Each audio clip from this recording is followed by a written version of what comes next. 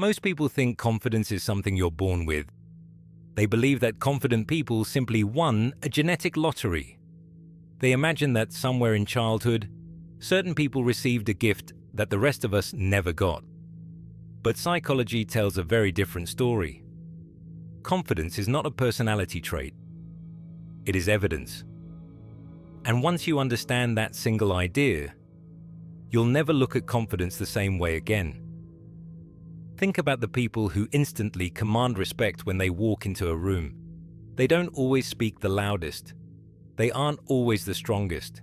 They don't constantly try to impress everyone around them. Yet people naturally pay attention to them. Why?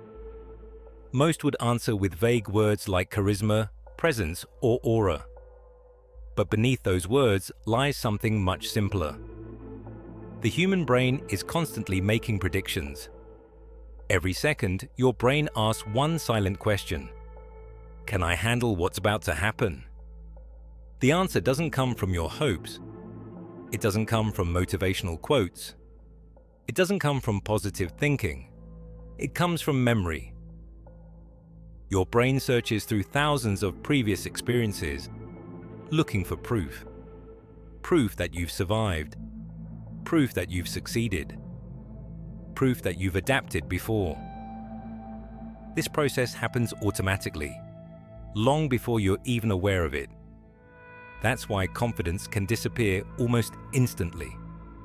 You may feel completely confident talking to your closest friends, but place you on a stage in front of 500 strangers, and suddenly your hands begin to shake. The situation changed. Your brain searched for evidence, and it couldn't find enough. Instead, it found uncertainty. From an evolutionary perspective, this reaction makes perfect sense. For most of human history, being rejected by your tribe wasn't simply embarrassing. It could mean isolation, and isolation often meant death. Your brain still carries echoes of that ancient survival system. Public speaking, meeting new people, being judged, taking risks. Your nervous system often treats these situations as if your survival depends on them. That's why telling yourself to just be confident rarely works. You're trying to argue with a system that wasn't designed to listen to words. It was designed to respond to evidence. And here's where almost everyone gets trapped. Most people wait until they feel confident before taking action. But psychology shows that the process works in exactly the opposite direction. Action comes first. Evidence comes second. Confidence comes last. The people you admire weren't fearless when they started. They accumulated proof. One difficult conversation. One uncomfortable decision. One challenge at a time. Each experience became another piece of evidence their brain could use in the future. Over months and years, those pieces formed something that looked effortless from the outside. But it was never effortless. It was earned. And once you understand how your brain collects evidence, you gain something far more valuable than motivation. You gain a system. Because confidence isn't magic. It's a psychological consequence. And in the next part, we'll explore the scientific principle that explains exactly how ordinary actions slowly transform into an unshakable identity. If confidence is built through evidence, then one question remains. How does the brain actually turn repeated actions into genuine self-belief? The answer begins with one of the most influential psychologists of the 20th century. Albert Bandura spent decades studying why some people willingly faced difficult challenges while others avoided them, even when they had the same intelligence, education, and opportunities. His conclusion changed the way psychologists understand confidence. He called it self-efficacy. Self-efficacy is your belief that you can successfully deal with a situation before it happens. Notice that this isn't the same as believing you'll always succeed. It's believing that, whatever happens, you'll find a way to respond. That distinction changes everything.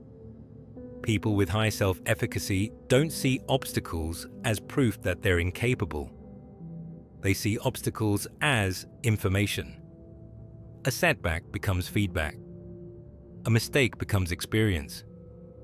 A failure becomes another attempt that improves the next one. Someone with low self-efficacy experiences those exact same events very differently. A single rejection becomes proof that they're not good enough. One failed presentation becomes evidence that they're terrible at public speaking. One mistake at work suddenly defines their entire identity.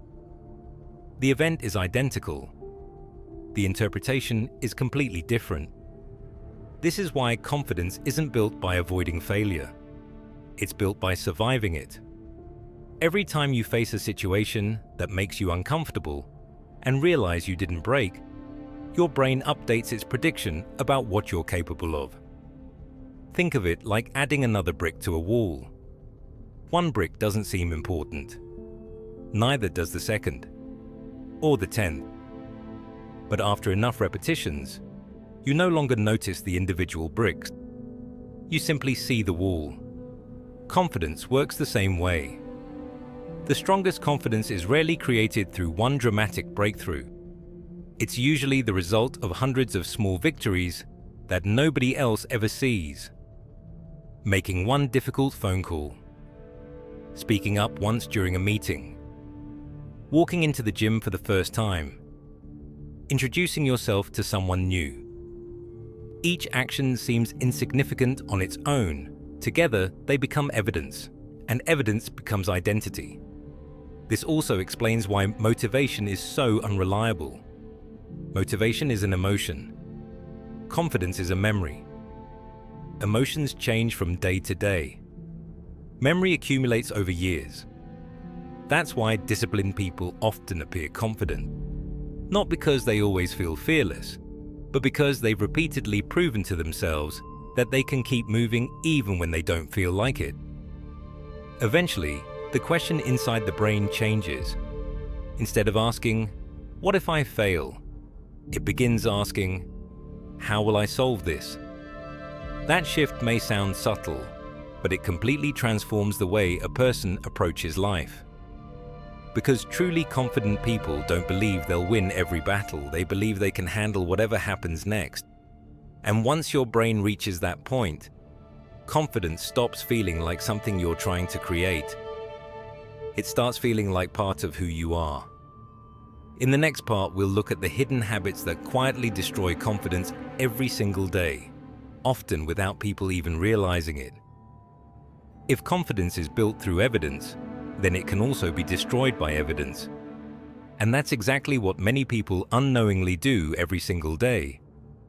Not because they're weak, not because they lack potential, but because their daily habits quietly teach the brain one dangerous lesson: I don't trust myself. Think about how often people make promises to themselves.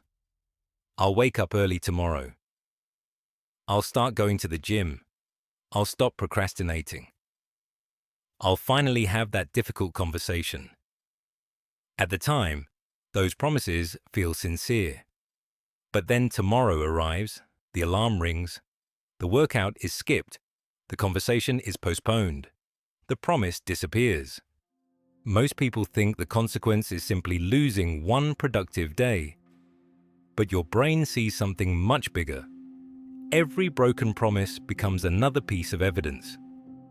Not evidence that you're lazy. Evidence that your own words can't be trusted. Imagine having a friend who constantly made promises but never followed through. Eventually, you would stop believing them. The same thing happens inside your own mind. Every time you ignore a commitment you made to yourself, your brain quietly lowers its expectations. Not because it's trying to punish you, because it's learning. This is one reason confidence feels so difficult to rebuild. People often try to increase it with positive thinking. But the brain doesn't care about declarations. It pays attention to behavior. You can repeat, "I'm confident," 100 times. But if your actions consistently send the opposite message, your brain will believe the actions. Behavior is always stronger than intention. This is why small commitments matter far more than most people realize. Making your bed, finishing a workout, reading 10 pages, keeping one promise. None of these habits seem life-changing on their own, but together they send a powerful message. When I say I'll do something, I do it. That sentence becomes evidence. And evidence slowly becomes identity. Ironically, many people sabotage themselves by setting goals that are far too ambitious. They promise to wake up at 5 every morning, exercise 2 hours a day, completely change their life overnight. For a few days, everything goes well. Then reality catches up.